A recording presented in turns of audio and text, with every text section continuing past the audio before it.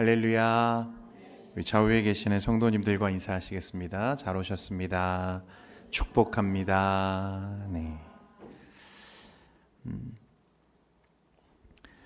여러분, 고린도 전서는 교회가 당면한 이 당시 고린도 교회가 갖고 있던 그 문제들을 해결하고 성도들을 더 큰 그리고 더 견고한 믿음 위에 세우기 위해서 보낸 하나의 솔루션 같은 편지입니다. 그래서 바울이 이 하나됨이 교회의 본질임을 이야기하죠. 그래서 교회에 분쟁이 있을 때 바울은 하나 되어야 한다고 말했습니다. 바울파, 게바파, 아볼로파, 파당이 형성되었다는 소식을 들었고 이것을 또 점검하고 또 바로 세우기 위해서 이제 편지를 보냈던 거죠. 그리고 우리가 지난 시간들을 통해서 살펴봤던 은사에 대한 이야기도 사실은 당시 교회가 가지고 있던 문제들을 해결하기 위한 솔루션이었습니다. 은사에 대한 오해와 왜곡이 교회의 무질서로 나타났기 때문에 그런 것입니다. 이제 15장에 들어서 바울은 또 다른 주제를 하나 꺼내서 다루기를 시작하는데 무엇이냐면 부활의 문제입니다. 부활. 자, 그러면 퀴즈입니다. 바울은 왜 고린도 교회 성도들에게 편지하면서 이 부활의 문제를 다루려고 했을까요? 여러분, 왜 그랬을까요? 왜 부활의 문제를 이야기했을까요? 네, 부활이 없다고 생각하는 사람들이 고린도 교회에 나타나기 시작했기 때문입니다. 이것도 문제였던 거죠. 그래서 12절 말씀에 보면요, 이런 말씀이 있습니다. 그리스도께서 죽은 자 가운데서 다시 살아나셨다 전파되었거늘 너희 중에서 어떤 사람들은 어찌하여 죽은 자 가운데에서 부활이 없다 하느냐. 뭐가 없다고 말한다고요? 부활이 없다. 그렇게 믿는 사람들이 있다는 것입니다. 바울은 부활이 없다고 말하는 자들과 이 문제를 위해서 새로운 주제를 말하기 시작하는데, 그런데 이 문제를 다루는 그의 방식, 이 문제를 열어가는 그의 방법이 참 흥미롭습니다. 여러분, 오늘 1절과 2절 말씀에 보면요, 이렇게 말씀하죠. 형제들아, 내가 너희에게 전한 복음을 너희에게 알게 하노니 이는 너희가 받은 것이요 또 그 가운데 선 것이라. 너희가 만일 내가 전한 그 말을 굳게 지키고 헛되이 믿지 아니하였으면 그로 말미암아 구원을 받으리라. 이 문제를 해결하기 위해서 어떤 말을 다시 시작하고 있냐면 복음이 무엇인지를 다시 말하기 시작한다는 거예요. 복음. 그래서 내가 너희에게 전한 복음을 뭐라고 말합니까? 너희에게 알게 하노니. 왜 다시일까? 여러분, 고린도 교회를 세운 사람이 누구예요? 바울이에요. 그 스스로 세운 교회입니다. 바울이 그냥 고린도 교회를 세웠을 리가 없잖아요. 이미 그리스도의 복음 위에 교회를 세웠고 이 교회 성도들은 바울이 전한 그 복음을 붙잡고 그 복음 위에 서 있다고 바울도 말을 하죠. 그래서 이는 너희가 받은 것이고 또 그 가운데 선 것이다 라고 오늘 말씀에도 바울이 그렇게 이야기합니다. 그런데 왜 다시 이 복음을 너희에게 알게 하기를 원한다 이렇게 말하는 걸까? 여러분, 바울이 로마서를 기록한 목적도 사실 비슷한데요. 당시 그 로마 교회는요, 믿음이 좋기로 소문난 교회 중에 하나였습니다. 그런데 바울은 로마 교회와 성도들에게 편지 보내면서 어떤 내용을 기록해서 보냈냐면 복음의 핵심, 이 복음의 생명, 이 교리를 가장 논리적으로 집약한 편지를 교회에 보내죠. 여러분, 우리가 흔히 생각하기를 착각하는 게 뭐냐면 복음이라고 하는 것은 이제 예수를 모르는 사람들, 불신자들, 교회 밖에 있는 사람들에게 더 필요한 것이라고 생각하기가 쉽습니다. 그런데 여러분, 그것은 잘못된 생각이라는 거예요. 여러분, 사람의 마음은 늘 자기중심적으로 기울어지고 율법적이고 형식적 신앙으로 되돌아가려고 하는 습성들이 있습니다. 그래서 마틴 루터는 우리는 복음을 날마다 들어야 한다고 말했고 우리의 마음이 순식간에 종교적이고 율법적으로 변하기 때문이다 그렇게 말했습니다. 여러분, 우리는 복음을 한 번 듣고 끝나는 게 아니라 어떻게 들어야 돼요? 매일매일 들어야 한다고 말하는 거예요. 제가 가끔 설교를 하다 보면요, 참 신비로운 체험들을 하게 될 때가 있습니다. 저는 늘 설교를 잘 쓰려고 노력을 하거든요. 공을 들여서 원고를 작성을 합니다. 그런데 이상하게 그 노력이, 제가 들였던 노력이 꼭 동일한 결과로 드러나지 않는 것을 자주 경험하게 됩니다. 그러니까 언제는 설교를 쓰다 보면 그 작성되어진 설교문이 꽤 제 마음에 드는 날이 있습니다. 흡족한 설교문이 써질 때가 있어요. 그래서 원고를 보면서 스스로 만족스러운 날들이 있습니다. 우리가 가끔 아침에 일어나서 거울을 보면서 괜찮군 라고 할 때가 있는 것과 같은 거죠.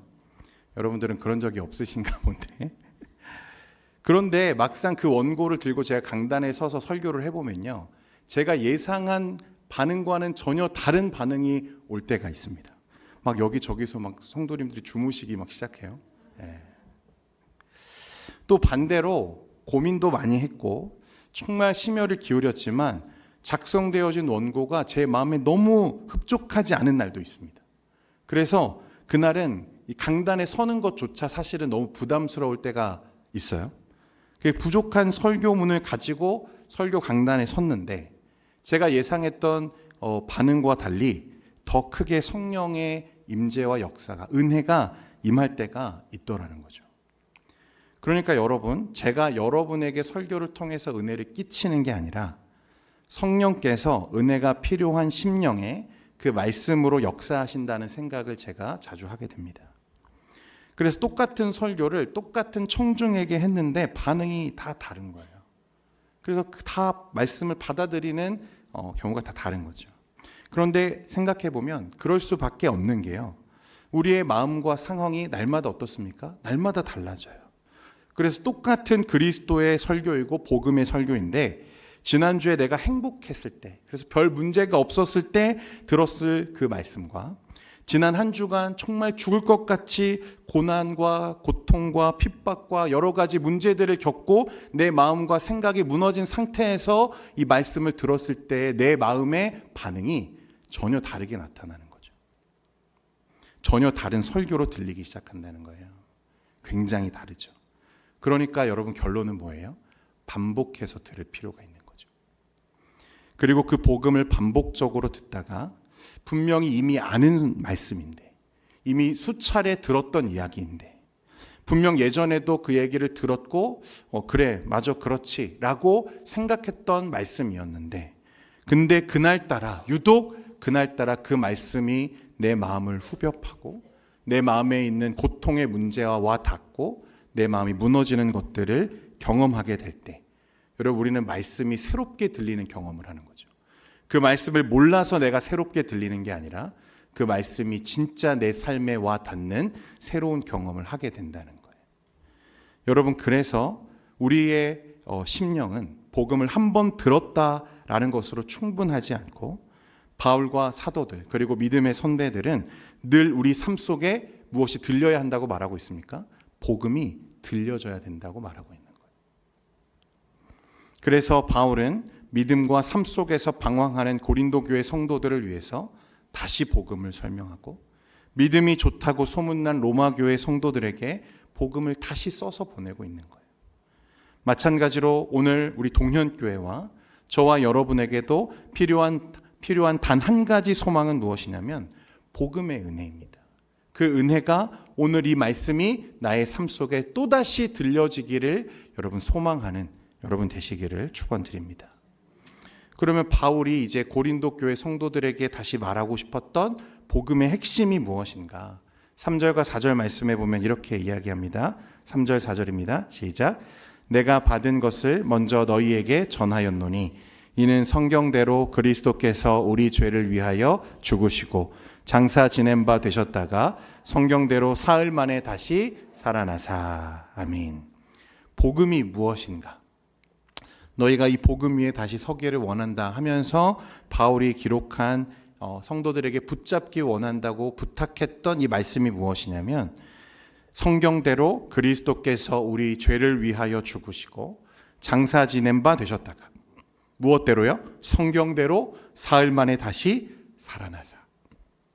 복음은 여러분, 우리에게 은혜를 주는 어떤 위로의 말이나 우리의 신념을 바꾸는 어떤 사상이나 그런 개념이 아닙니다. 바울이 우리에게 소개하는 복음은 뭐예요? 한 가지 사건이라는 거예요. 사건. 그리고 한 사람에 대해서 우리에게 말하죠. 예수님이십니다. 그런데 중요한 것은 여기서 이 사건이 이 십자가에서 이루어진 것이 무엇대로 이루어진 것이라고 바울이 말씀합니까? 성경대로 이루어졌다고 말씀하고 있는 거예요. 여러분, 이게 굉장히 중요한 것입니다. 그러니까 바울이 소개하는 복음은 한 사건, 한 사람에 대한 것이고 그건 예수님이신데, 이 사건이 이 십자가 위에서 이루어진 그리스도의 죽음과 부활이 무엇대로 이루어진 것이다? 성경대로 이루어진 것이다. 이렇게 우리에게 말씀한다는 거예요. 성경대로 죽으셨고 성경대로 살아나셨다. 여러분, 이건 단순히 구약에 예언되었던 그런 일들이 이루어졌다 이런 뜻이 아니고요. 하나님이 오래전부터 약속하셨고 그 약속을 예수님 안에서 정확하게 이루셨다는 것을 뜻하는 거예요. 그러니까 이 예수님의 사건, 십자가 죽음과 부활은 하나님의 구원 계획이 시간 속에서 완성된 사건으로 이 땅 가운데 드러난 일임을 우리에게 말씀하는 것입니다. 여러분, 하나님은 우리를 즉흥적으로 구원하신 게 아니에요. 얘들 불쌍하니까 한번 도와줘야겠다, 그렇게 주어진 복음이 아니라는 거예요. 이 세상을 지으시기 전부터, 태초부터 우리를 구원하시기로 작정하셨고 그 계획이 하나님의 약속 안에서 십자가와 부활을 통해서 이 땅 가운데 이루어졌음을 우리에게 말씀한다는 것입니다. 그래서 예수님의 십자가는 그 어떤 순간에도 비극적인 사건이 아니라 하나님의 약속이 현실 가운데 이루어진 하나의 사건임을 우리에게 말씀하는 거죠. 성도 여러분, 그리스도께서 우리 죄를 위하여 죽으셨다. 여러분, 이 사실을 믿으십니까? 이 이야기를 너무 자주 듣다 보니까 여러분 놀라지도 않으시죠? 그리스도께서 우리 죄를 위하여 대신 죽으셨다. 성경대로 죽으셨다. 여러분, 여러분의 영적인 감각을 좀 깨우셔야 됩니다. 여러분, 이 말은요, 놀라운 약속과 의미를 내포하고 있는 선언이에요. 하나님의 약속이잖아요. 하나님의 계획하심이잖아요. 하나님은 자기 독생자를 우리 대신 죽게 하셔서 저와 여러분을 구원하시겠다고 말씀하고 계시는 거죠. 그러니까 이 말은 단순히 예수님이 언제 우리를 위해 죽으셨어 라고 하는 이야기가 아니라 내가 언제까지나 너를 사랑할 거야 라고 말씀하시는 거예요. 이런 약속이죠. 어떤 일이 있어도 내가 너를 포기하지 않을 거야 라고 하는 약속인 거죠. 하나님이 세상에 사랑을 보이신 자리가 어디냐면 바로 그 십자가라는 것입니다. 여러분, 그래서 존 스토트 목사님이 무슨 말을 했냐면요, 십자가는 하나님의 사랑을 보여주고 부활은 그 사랑이 참됨을 증명한다고 말했어요. 십자가가 사랑의 표현이라면 부활은 하나님이 그 사랑을 진짜다라고 도장 찍으신 것과 마찬가지라는 거예요. 그래서 이 사랑은 실패하지 않는 사랑이죠. 죽음으로도 끊을 수 없는 사랑이라는 것입니다. 그걸 보여주신 게 부활 사건이라는 거예요. 그래서 바울이 이어서 뭐라고 말하냐면 장사 지된 바 되셨다가. 여러분, 이 죽음이, 예수님의 죽음이 단지 상징적이거나 어떤 의미적인 게 아니라 실제적인 죽음이었음을 말씀하는 거죠. 장사 지낸 바 되었다가. 그분은 진짜로 숨이 끊어지고 무덤에 묻히셨다는 거예요. 여러분, 그래야 무엇도 진짜가 됩니까? 부활도 진짜가 되는 거죠. 죽음이 완전해야 부활도 완전하다는 거예요. 그리고 그 예수님, 죽으신 예수님은 사흘 만에 다시 살아나셨다. 이게 복음의 절정이죠. 여러분, 이것이 우리가 고백하는 복음의 내용 아닙니까? 하나님이 그 예수님을 죽음 가운데 다시 살리셨다. 그 말은 죽음이 끝이 아니라 새로운 시작이 있음을 우리에게 말씀하는 거죠. 부활은 단순히 죽음 이후의 기적이 아니라 하나님이 이 세상에 새 질서를 여신 사건임을 말씀하는 거예요. 그러니까 죽음이 더 이상 마지막이 아니라 생명이 마지막이 되었다는 선언이라는 거예요. 그래서 부활이 사실이라면 여러분, 우리의 모든 것을 새롭게 정의한다. 이 팀 켈러 목사님이 하신 말씀이에요. 예수님의 부활이 사실이라면 우리의 인생의 기준이 바뀌어야 된다는 거죠. 고통을 보는 시선이 달라져야 되고 죽음을 대하는 태도가 달라져야 되고 삶의 의미를 붙드는 방식도 달라져야 함을 우리에게 말씀하는 거예요. 여러분, 그러니까 이 부활은 언젠가 천국에 가면 이루어질 일이 아니라 지금 이 순간에도 일어나고 있는 사건이어야 하고 우리는 그 예수 그리스도의 십자가와 부활을 날마다 우리의 삶 속에 되새기며 되살아나는 은혜로 붙들고 있어야 함을 오늘 말씀하고 있는 것입니다. 지금 이 순간에도 이 예수 그리스도의 복음이 저와 여러분을 끌어올리고 다시 살려내고 다시 일으켜 세우는 능력이라고 말씀하고 있는 거예요. 여러분, 복음은 복잡하지 않죠. 예수님께서 내 죄를 위해서 죽으셨고 나를 살리기 위해서 부활하셨다.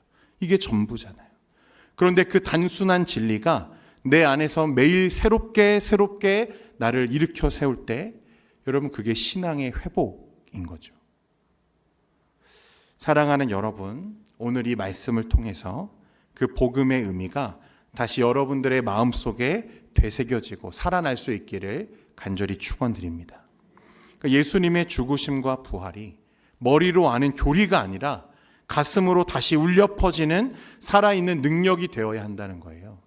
오늘 예수를 믿는 우리의 삶은 여러분, 이 땅에서는 비록 고되고 험난하고 어려운 삶이 있더라도 예수와 함께 죽었다가 다시 살아난 자로서 그 예수의 생명이 내 삶을 다시 되새기고 다시 조명하고 다시 일으켜 세우는 것을 날마다 경험하며 사는 것이 우리 삶에 필요하다는 것입니다. 이제 바울은 성도들에게 그 부활 신앙을 붙들라고 말하면서 이것이 단지 상징적인 일이 아니라 의미적인 사건이 아니라 어떤 종교적인 이야기가 아니라 실제로 역사적으로 일어났던 사실임을 우리에게 증명해 나가기 시작합니다. 5절에서 8절까지 말씀 같이 한번 읽겠습니다. 시작. 게바에게 보이시고 후에 12 제자에게와 그 후에 500여 형제에게 일시에 보이셨나니 그 중에 지금까지 대다수는 살아있고 어떤 사람은 잠들었으며 그 후에 야고보에게 보이셨으며 그 후에 모든 사도에게와 맨 나중에 만삭되지 못하여 난 자와 같은 내게도 보이셨느니라. 아멘. 예수님의 부활 사건의 증인들을 쭉 나열하죠. 이렇게 구체적으로 나열하는 이유가 있습니다.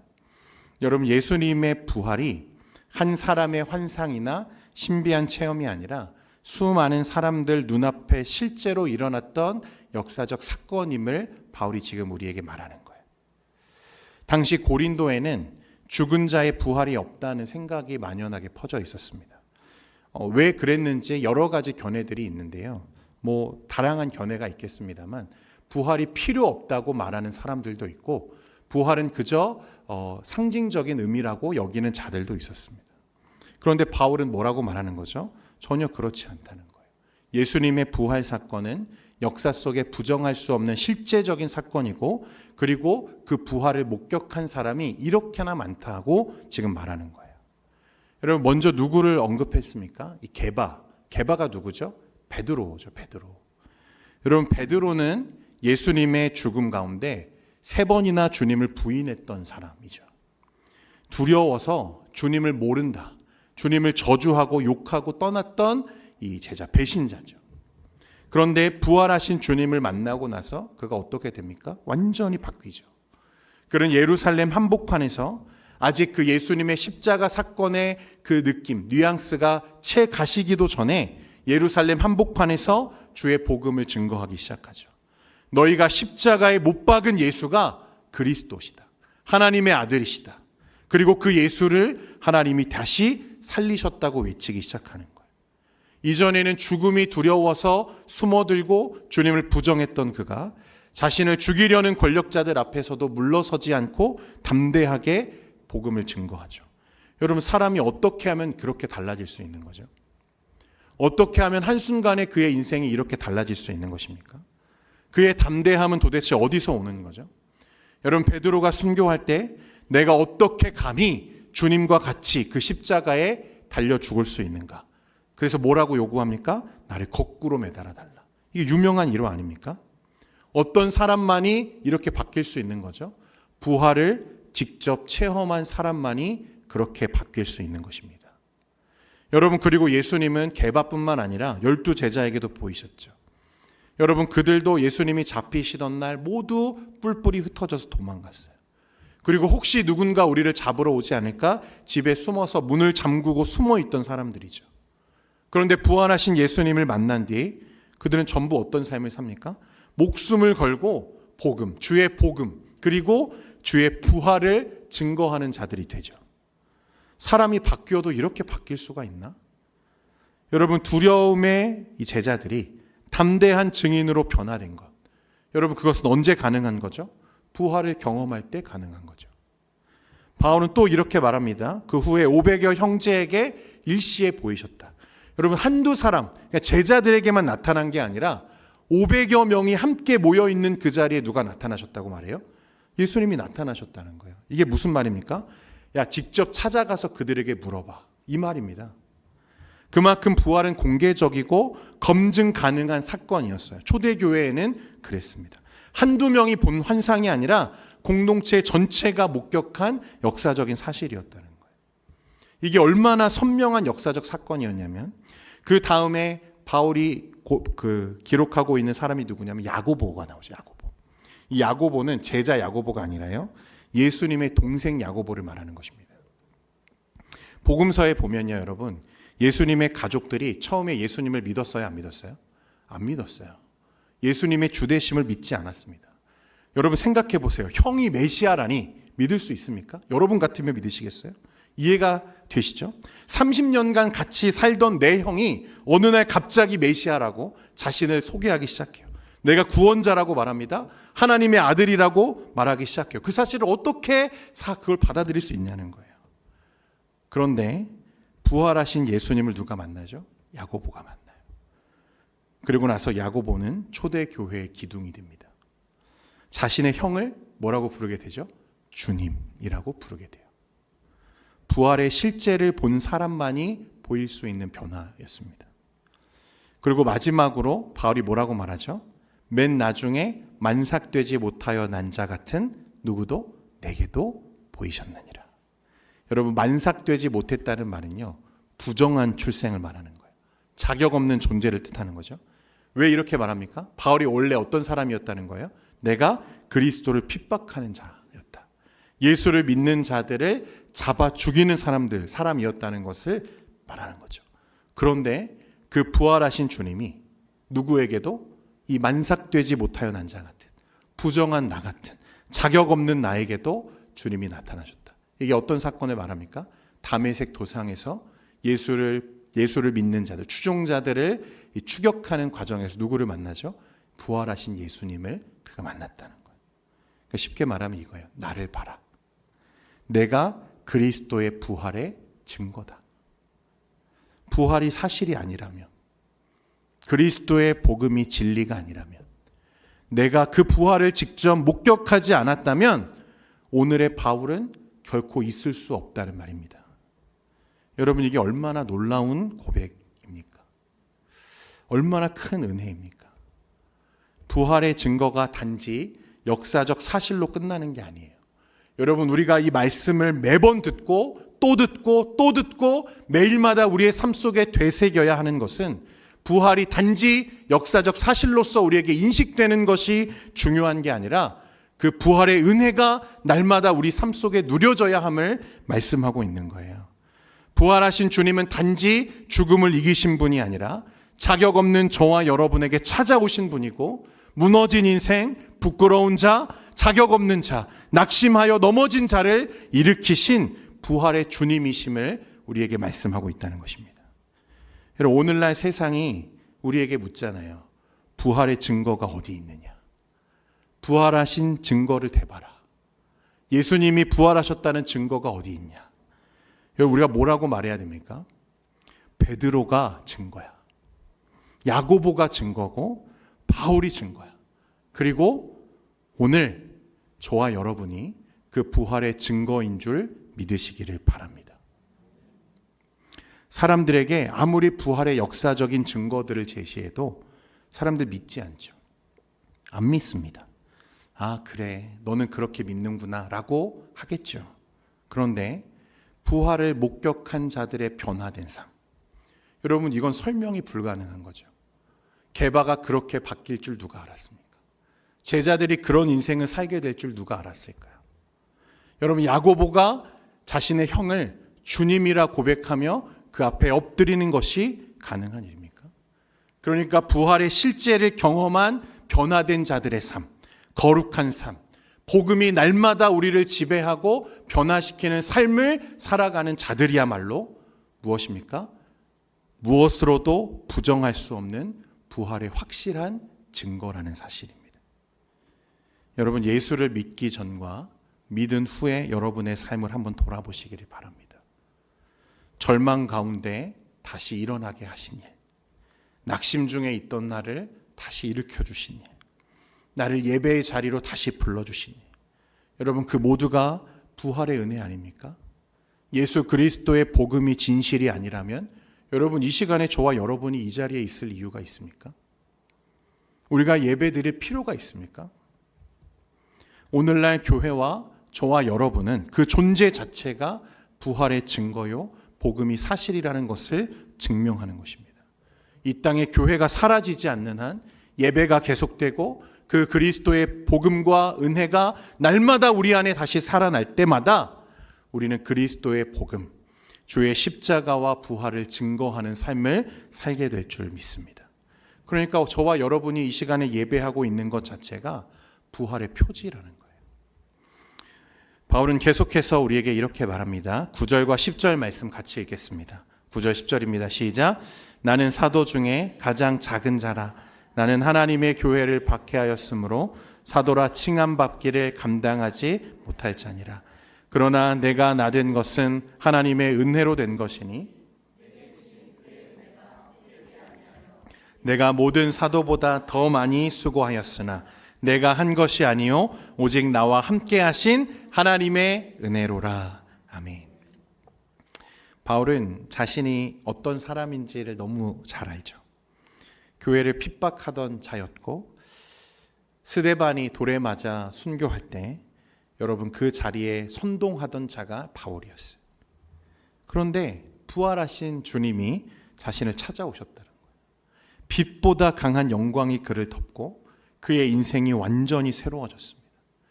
그가 자격이 있어서가 아니라 하나님의 은혜가 임했기 때문에 내가 사도의 직분을 감당한다고 말하죠. 그가 고백하는 신앙의 본질, 이 한마디로 요약되는 것이 무엇입니까? 나의 나된 것은 다 하나님의 은혜로 된 것이라. 오늘 저와 여러분이 다시 서야 하는 믿음의 고백, 믿음의 자리가 이것인 줄 믿으시기를 바랍니다. 여러분, 우리 모두는 죄인입니다. 그래서 우리는 모르는 사이에 자꾸만 어디로 돌아가려고 해요? 우리의 옛 것으로, 옛 모습으로, 우리의 죄악된 모습으로 돌아가려고 하는 죄의 탄성이 우리에게 있어요. 그래서 조금만 방심하면 말씀이 우리를 이끄는 삶이 아니라 내 죄가 나를 이끄는 삶을 살게 되는 거죠. 그래서 바울 사도는 뭐라고 부탁합니까? 이 복음 위에 서라라고 말씀해요. 날마다 복음을 붙잡으라고 우리에게 간곡하게 부탁하는 거예요. 사랑하는 성도 여러분, 이 말씀이 지금 여러분의 삶을 인도하고 있습니까? 매일 그 복음의 감격이 여러분들을 이끌고 있습니까? 혹은 그 은혜의 자리가 너무 오래되어서 너무 흐릿한 추억처럼 남아 계시지는 않습니까? 다시 복음의 은혜 위에 서게 되는 여러분 되시기를 주님의 이름으로 축원드립니다.